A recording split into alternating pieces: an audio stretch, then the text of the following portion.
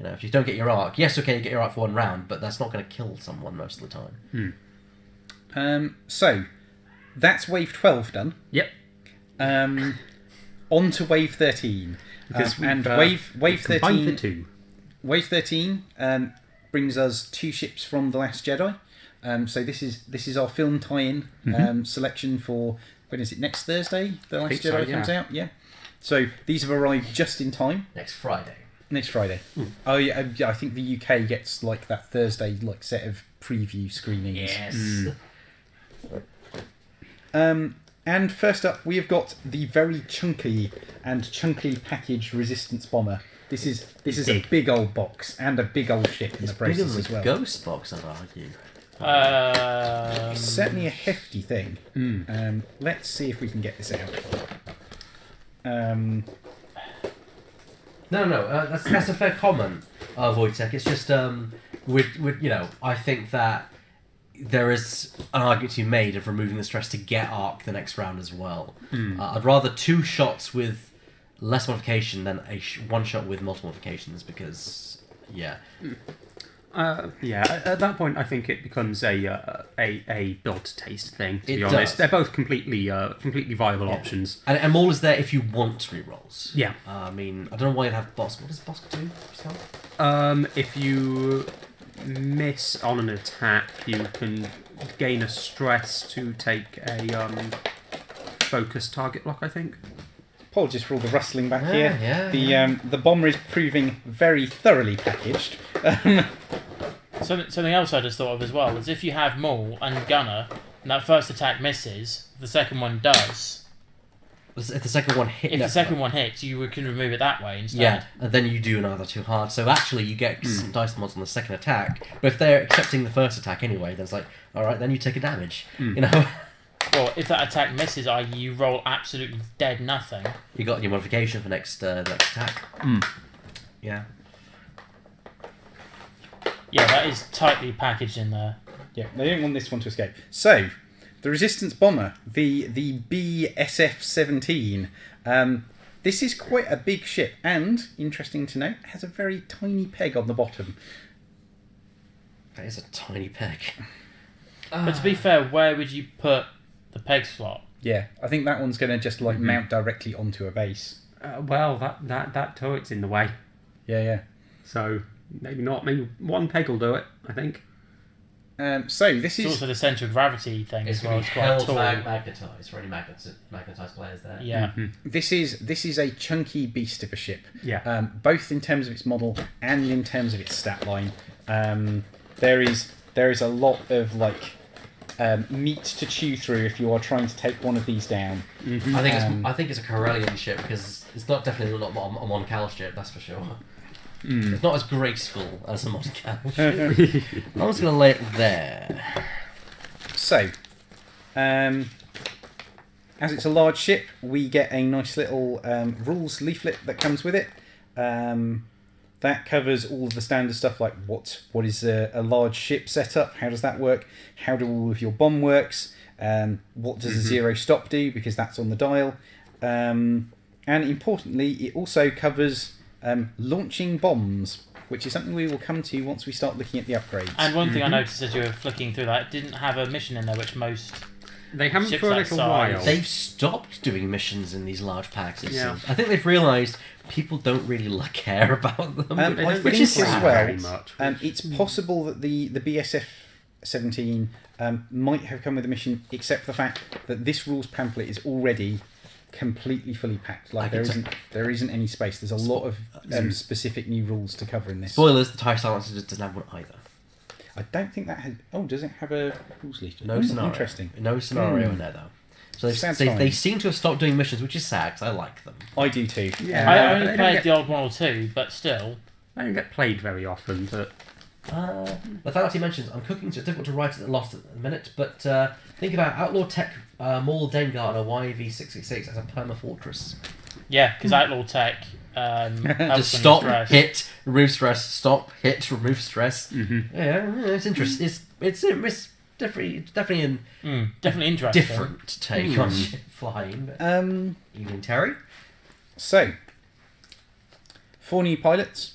The base stat line for the BSF-17 bomber, it's a 2 attack dice primary turret, 1 agility, 9 hull, 3 shields. So that's a beefy ship. That's a whole lot of stuff. And I also like how it's got an odd number of hull, because that means that's 5 direct hits, not 4. It is even number of hull. Oh yeah, odd number of hull. Sorry, I think I meant in terms of hits. Oh, yeah. Even number of hits, odd hull. Yeah. On the action bar, you've got a focus and target lock. And on the upgrade bar, you've got the system slot, 2 bomb slots, and a tech slot, as is common to the Force Awakens Last Jedi era. I see what I'd love to do. I'd love to put the first pilot we're going to get to with Hyperwave comm scanner. I'm going to need... Put it at 12. I'm going to need all the pilots except for the Crimson Specialists. Yes, of course. So, the Crimson Specialist... the Crimson Squadron pilot is a pilot skill 1 generic at 25 points, and is the only generic for the ship as it's a large base ship. But imagine deploying those at pilot skill 12 with Hyperwave comm scanner. So, 25 points gets you quite a beefy ship. A 2 dice turret is not the most impressive amount of damage output, but it does mean that you've got the turret slot, so you can reliably make sure that you're putting damage out around yourself. So that's interesting stuff. I think it's all right. I think it's maybe marginally overcosted. I think this probably should have been around the kind of like the 23 point mark. Only issue is, and I can see where people are going here. They could have a potential jump master issue again at pointing it a bit lower.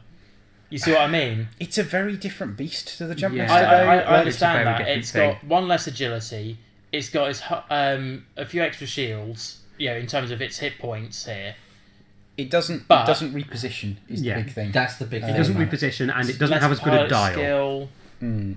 And its dial's not as good, and it's got no EPT. But I can see the point that could be raised by that, though. They've got to get things pointed right now because of Oh that yeah, whole well, issue. there's no debate about that. Yes. The dial is all right. I Yeah. would say Not as... it's not stunning, but it does the job. Importantly, it's got a 0 stop. It does. No K-turn or other kind of like flip 180 maneuver. Doesn't need it. It's got a 360 turret. You say that, but we'll come to reasons why it might want them later. And also reasons why... Also, the probable reason it doesn't have one. Yeah. It's got speed 1 hard turns, which is quite nice on something of this kind of like Vulcan and like general like ruggedness. They are red. They are red, but still They're useful. there. And then you've got some 2 speed. Basically, it's a K-wing dial that's got some one hard turns and a 0 stop on there. So I'll take that. That's all right. I would describe it as a serviceable dial. It'll do. But I don't think manoeuvrability and agility is the point of the resistance bomber. No, not at all. So next up, we've got Crimson Specialist. Crimson Specialist is our pilot skill 4 named pilot. Something you'll note, none of these pilots have an elite pilot talent slot, so that upgrade bar does not change at any point throughout all of this. Nope. So the pilot abilities are the big place where you see the change. This is 27 points for 3 extra pilot skill over the Crimson Squadron pilot and a pilot ability. And Crimson Specialist's pilot ability is shenanigan filled. When placing a bomb token, you dropped after revealing your maneuver dial, you may place the bomb token anywhere in the play area touching your ship. On a large base, that's a lot of options. Yeah. And think about the bombs it could do, like, for example, bomblet generator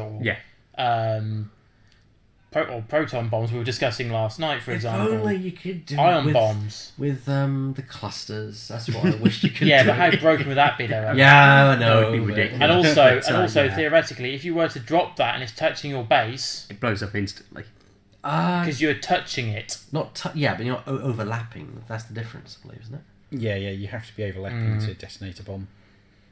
But yeah, I think that's a very interesting ability. It gives you some interesting flexibility in your bomb placement, and the fact that it's happening on a large base creates this real kind of huge threat area that your opponent is going to need to think about avoiding. Particularly if you're willing to be a bit reckless with how you deploy your own bombs and don't mind too much about getting caught in their blast wave. There is something to help with that. We'll get to. Indeed. Then moving up to pilot skill 6 and 28 points, we've got Cobalt Leader.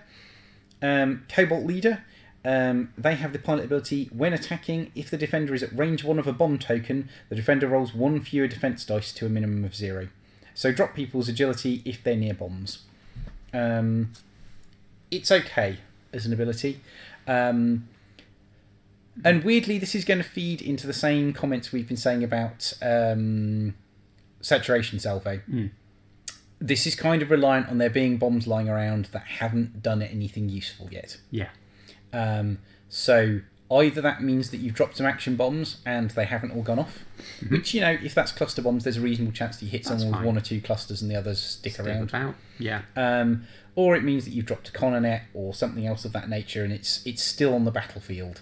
The thing I'd argue is that this is still useful because people do try to actively avoid bombs. So, if so, they're usually either right next to them or close enough that they're not going to go over them. So it still gives you a benefit to those bombs regardless of the situation. Just imagine if something's got a tractor beam, and that tractor beam sits it right by it, and then Cobalt goes, well, that's -1 for the tractor beam, and that's -1 for you being by that. Is that when he's bomb. attacking? He's attacking or when anyone is attacking? When attacking. So it's just Cobalt Leader. Having said that, dropping agility does make those 2 dice a bit more meaningful. Much better, yeah. I think it's alright. It also pairs quite nicely with Rebel Nim's pilot ability because Nim can drop a bomb, or one of your own ships can drop a bomb token that's normally one of the kind of like on-reveal detonate at the end of the activation phase type of bombs. Yeah. Terry, to answer your question, you can drop it so long as the bomb is touching the base. Yeah. So that means you could go corner to corner with the bomb tokens. You could. Yeah. So Cobalt Leader and Rebel Nim, also a reasonable combination potentially. I could see some fun with that. Yeah. Especially if the bomblet, say for example, especially if the bomblet's around and if you're range bound 1 of it, do I let it blow up or do I let Cobalt have some benefit out of it? And last of all, at pilot skill 7 and 29 points, so 1 point more than Cobalt Leader, we've got Crimson Leader. And Crimson Leader, when attacking, if the defender is inside your firing arc, you may spend 1 hit or crit result to assign the rattled condition to the defender. There we go. And the rattled condition. When you suffer damage or critical damage from a bomb, you suffer 1 additional critical damage. Then remove this card. And as an action, you can roll 1 attack dice on a focus or hit result, remove this card. So rattled is interesting, potentially notably ups the damage output of your bombs, and means that your opponent can try to remove it, but it's not a guarantee. So that's one of those really kind of like chancy actions to do. Yeah. And is that, when he says critical damage, that's a critical damage card or a critical damage full stop? It's critical damage. It's a point of critical damage. That means if it hits a shield, it removes a shield. If it hits your hull, it becomes a face-up damage card. Yeah.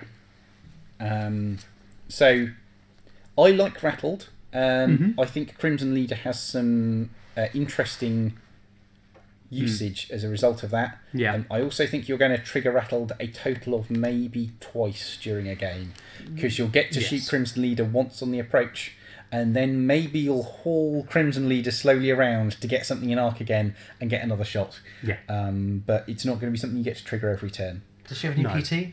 No one do.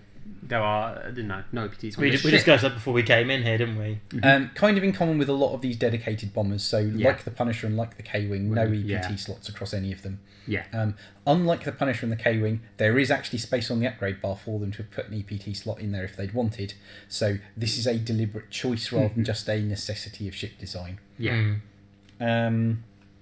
We've also got some upgrades. And there is a big old stack, as you would expect for a ship of this size.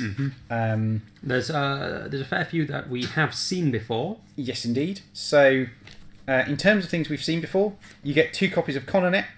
So, more Coronets are always useful, in my opinion. Continuing on the Ordnance theme, you get a copy of Seismic Charges, and you also get a copy of Thermal Detonators. So quite a lot of Some more bombs. deadly munitions there to throw around. Thermal detonators do seem to be something of a rebel speciality in this game in terms of the packs you get them in as well. Yeah. There's also a tech slot targeting synchronizer, which again we've seen before. I think that one came in the Upsilon shuttle. Yes, I think it did. Yep. So again, nice to see another copy of that floating around. It's an upgrade that I personally rate quite highly. Yeah, it's a useful thing to have.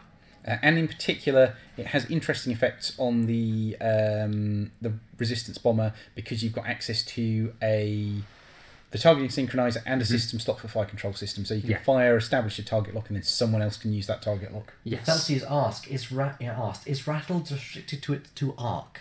I don't. So yes, Crimson Leader. It's when you're shooting at someone in arc. Yeah, you are limited to arc. The card which isn't, is but why- Crimson Leader, right, is. Which is why you're not going to be able to use it every turn. Yeah. And I think that's probably a good thing because it's. I think if it worked on your out of arc shots, it might be a bit too good. I mean, I think it would be all right, maybe. but I think there is some deliberately conservative design happening here because there are rare bombs of.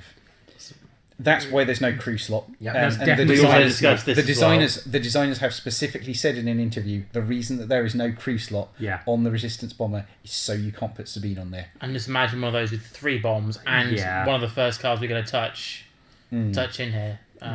So we do get a nice selection of new upgrades as well.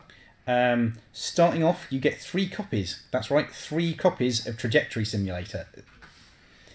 Trajectory Simulator is a new system card. It's a 1-point upgrade and has the text, you may launch bombs using the 5 forward template instead of dropping them. You cannot launch bombs with the action header this way. So to specify in a little more detail, launching a bomb means that you put a 5 forward template out the front guides of your ship and place a bomb at the end of that. Yep. But it also means... Then you move. And then you move. So be a little bit careful with that manoeuvre. But it means, because it's saying no action, that's no clusters, that's no proxies, that's no colonnettes. It's only the reveal bombs. Which makes sense because then you could fire 5 forward after you move, which is the key thing. I think. But on something with a 0 stop, you can reveal your 0 stop, Trajectory Simulator a bomb 5 forwards, and trap someone between the front firing arc of your resistance bomber and the bomb that is then detonating behind them. Yeah. So, I like it. I think it's a cool upgrade. There's not a huge number of ships that can usefully equip it. I think this and the Havoc. Punisher. the Punisher, the Havoc. The Havoc can also do Havoc it. can, Specifically with a title. yes. Though the Havoc only. I have a sneaking suspicion it's going to be more common to see the Havoc with like sort of advanced sensors. Sabine Wren and the Ghost. Sabine and the Ghost. This is true. Yeah. Um, For the one bomb that you get in that. And you can have extra munitions, so you have 2. True. So you can do it twice. It's something. some complex shenanigans going on here. It's a thing you can do. You can do it. And also with the number of hit points, the ghost and a bomber is going to have the question of which one do you go for first. So the Resistance Bomber really likes Trajectory Simulator. It pairs very nicely with its dial. It does some interesting things. It's good for that. It's also fantastic for the Punisher. Yeah. Because the TIE Punisher can do a reveal bomb, throw it 5 forwards with the Trajectory Simulator, 1 forwards, be outside of the blast radius. The of the red bomb. line. I remembered that because Rain. Toby and I had a discussion last Although- night. Actually, can Redline use his ability? Redline can use his ability. Death Rain can't use hers. Because she's not dropping. Yeah. And that's the specific thing. Launching a bomb replaces dropping it. They so are as things currently different. stand, it may be FAQ to be different later on down the line, but as things currently stand, dropping and launching are different things, which means that Death Rain's ability doesn't trigger off. Wojtek mentions, if my geometry is correct, 1 hard and 2 hard will also let you avoid the damage if you have launched the bomb by 2 hard by about 0.5 of a millimeter. I would want to put that down on the table, but I believe Wojtek is correct. It's one of those ones though where if you get the wiggle room on your template slightly wrong, And you end up clipping your own bomb, you're going to look like a bit of a fool. There's B-Wing with Sabine. You could put that on. Yeah. Or my personal favorite, which I discussed with Toby last night, putting Sabine Wren, Dragon Church Simulator on a U-Wing, launching a bomb, stop, turn around, launch one behind me the next round. just a sustained bombing campaign. And Just speaking spin in place, throwing bombs as we go. speaking of sustained bombing, ordnance silos, a 2-point bomb upgrade, which is the BSF-17 bomber only. When you equip this card, place 3 ordnance tokens on each other equipped bomb upgrade card. When you are instructed to discard an upgrade card, you may discard 1 ordnance token on that card instead. So This is also probably another reason why I didn't put Sabine on there. Well, Imagine... Would you like 8 proton bombs? Because I have no, 8 proton bombs. It would be... 4 though, because this is a bomb slot. But with Sabine you get a third Sabine, bomb slot. yeah, So absolutely. you have 3... Would you like 8. Yes. Yeah, that's the thing. That's the reason. Would why you it's like not- 8 proton bombs? Nope. Here's 8 So- proton bombs. Ordnance silos, it's useful. As you can see, the bomber doesn't have a torpedo slot, so you can't extra munitions. So this gets around your lack of extra munitions and then some. Yeah. And You end it up means with 1 bomb, but you get 4 uses of it. it also means that bomblet generator isn't a must take on this. I mean, bomblet generator is a very legitimate choice. But remember, that's only just unique anyway, so you're Yeah, going it to is. put it on 1. And as people have mentioned, you can take ordnance silos and proton bombs for 7 points. 4 proton bombs. That's 20 points worth of upgrades that you're getting for those 7 points effectively. So value there, I would say. Going quickly back to the direct simulator, we missed out Scum, which Lethality mentions G1A and Cad Bane can do. Yes. Yeah. And with, of course, Scavenging Crane to make it even probably worse. Yeah. Yeah. And Wojtek, the IG 2000 aggressors. Yes. You can put it on an aggressor, but the idea of using your system slot on aggressor for anything that's not fire control system or advanced sensors Does the aggressor- fills me with a sense of horror. Does the aggressor have But you can. bombs? It does have a bomb. It has a bomb One slot, bomb. yes. It doesn't have extra munitions though, does it? Jesper Hills I has don't been think so. doing his ion control bots, which is ion cannon plus ion bomb IGs, which are a special kind of I want to escort my opponent's ships off the board edge. And as Wojtek points out, he never said it was any good, just that you could do it. Yeah, you can do it. You can do It's it. a fair point. It is a fair point. It's a legal list build. So you get a copy of Ordnance Silos. Obviously, you don't get multiples of that because it's unique to the ship, so there's no point getting multiples of that. Nope. We get a new tech slot upgrade, Advanced Optics, a 2-point tech slot upgrade. You cannot have more than 1 focus token. During the end phase, do not remove unused focus tokens from your ship. I see this being a must for Poe. It's going to be Poe's going to love this thing. Because he could be infinite Poe, and he then isn't locked down to Take his... your focus Yeah. first. Take your focus first turn, and there you go. Great, got it now. Unless you have to spend it to survive, for example. True, but yeah. So I can also see it being quite useful on these things because you do a 1 forward, you do your focus, keep that, stop the next round, throw your bombs, clear stress, target lock, fully modified shot. I think Advanced Optics is going to be useful on a lot of ships. I think the ability to bank a focus token is slightly less useful on anything that's not Poe than the ability to bank an evade token, and I think that's why this is 2 points and comms relay is 3. But I think it is a generally it is legitimately a useful thing. Like I've been looking at this for the SF, because the ability to on an ordnance equipped quick draw to be like turn 1 I move forwards and take a focus token to bank. Turn 2 I move forwards in range for my ordnance and throw a focused target locked missile at you with guidance chips. And then I'll have my target lock because of fire control anyway. well, then you'll have Exactly, but then you'll be locked there to see what I now need to do focus again. and then you keep focus, and then it's a good. It's 2 points for a bit of action efficiency, and it also means those turns where you've moved out of range and you can then take that focus token and bank it again for future turns. It's good.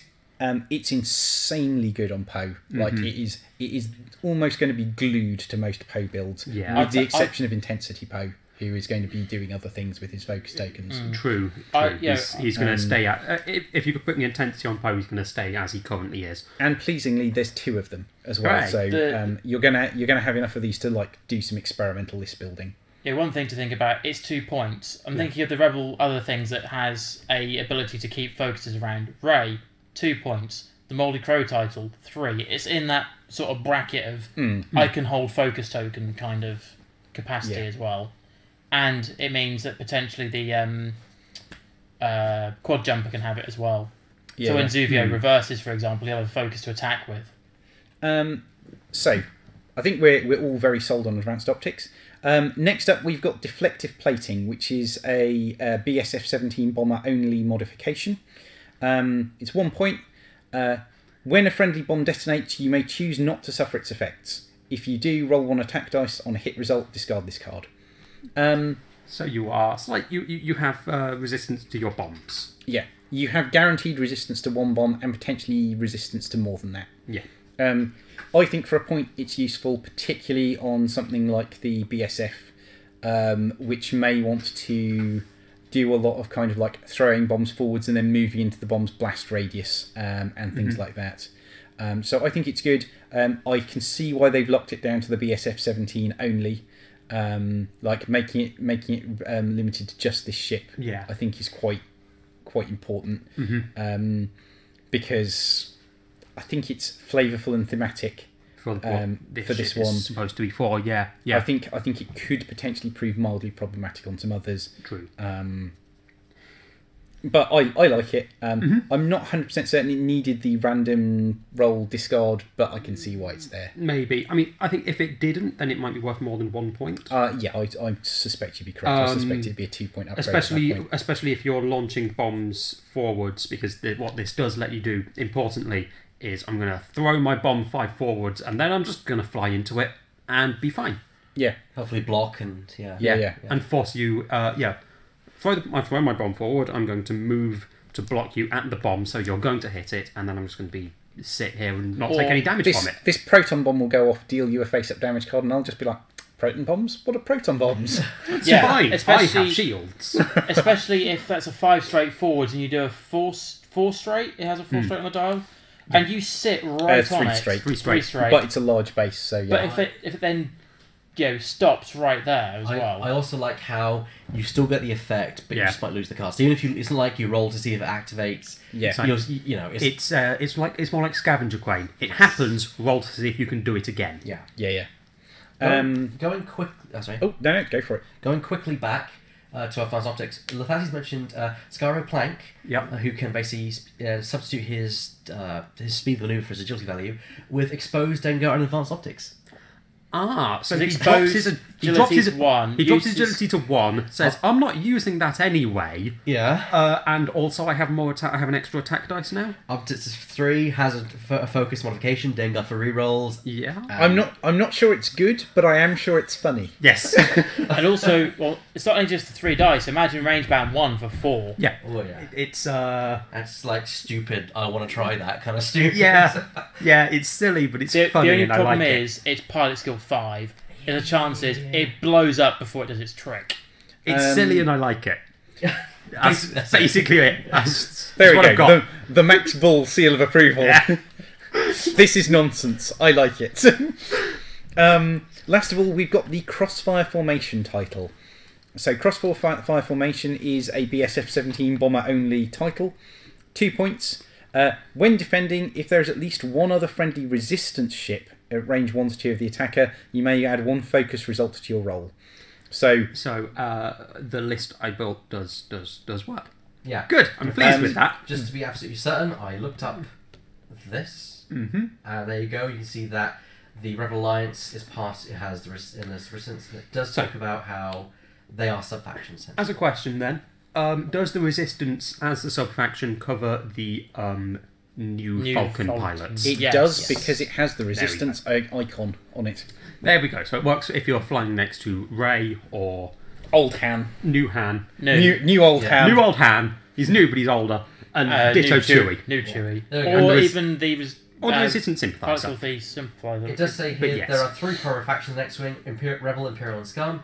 The Rebel primary faction consists of Resistance and the Rebel Alliance. The Imperial primary faction consists of the First Order and the Galactic Empire. Yeah. So yes, even though you can have Rebel and Resistance ships in the same list, the fact that there is a Resistance trigger is viable and will trigger on any Resistance ships. Yeah. I think as well, it also sort of says, hey guys, FFG are going to put more specific stuff in here in the future. Resistance and potentially First Order specific things. I am quietly waiting for the glorious First Order upgrades.